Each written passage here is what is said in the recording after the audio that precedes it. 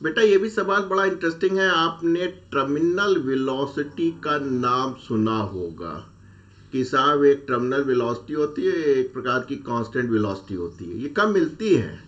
देखिए, एक लॉन्ग आपके पास कॉलम है जिसमें लिक्विड भरा हुआ है, am I राइट?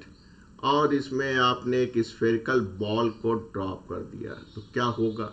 धरती माता मानेगी नहीं, अपनी ओर खींचेंगी mg की वजह से, am I राइट?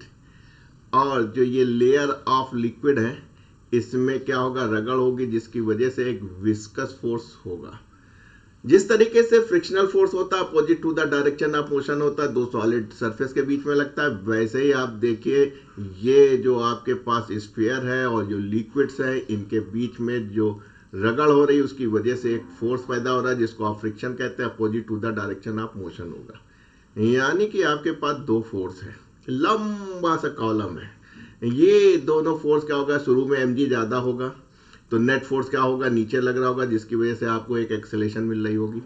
धीरे धीरे क्या होता है? ये विस्कस फोर्स जो है वो बढ़ने लगता है, और बढ़ते बढ़ते एक समय आता है जो विस्कस फोर्स है वो ग्रेविटेशनल फोर्स के बराबर हो जाता है।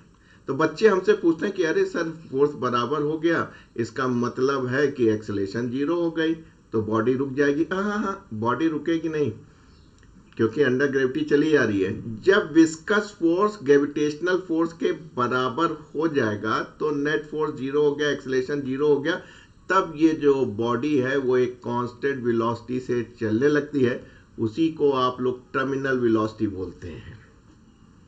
तो अगर इसी ग्राफ को करें कि विस्कस हो रहा, टाइम टी है, तो एक समय देखा होगा कि धीरे धीरे एक्सेलेरेशन थी, यानी कि वेलोसिटी आपको मिल रही थी। फिर क्या हुआ? धीरे धीरे विस्कस फोर्स बढ़ने लगा, जिसकी वजह से एक्सेलेरेशन कम होने लगी और आपकी वेलोसिटी कम हो गई, और एक समय आया कि एक्सेलेरेशन खत्म हो गया और आप एक कांस्टेंट वेलोसिटी से मूव करने लगे, जिसको आप कह रहे हैं टर्मिनल वेलोसिटी से। यानी B is the correct option.